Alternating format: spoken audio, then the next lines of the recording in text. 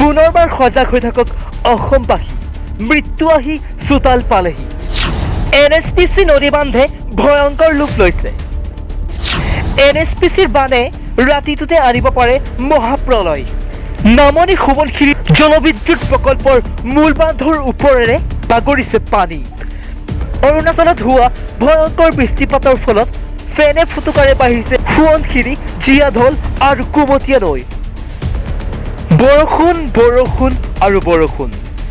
এই ধাৰাসাৰ বৰষুণৰ ফলত উত্তৰ অসমত যথেষ্ট ক্ষতিসাধন হৈছে আৰু কিমান দিনলৈ অব্যাহত থাকিব আপুনি বাৰু জানেনে? সেয়েহে সবিশেষ জানিবলৈ চাই থাকক আমাৰ আপোন চেনেল অনুৰোধ অসম। এতিয়া সময় হৈছে খন্তেক বিৰতিৰ পিছত পুনৰ লগ পাম এটা নতুন খবৰৰ সৈতে।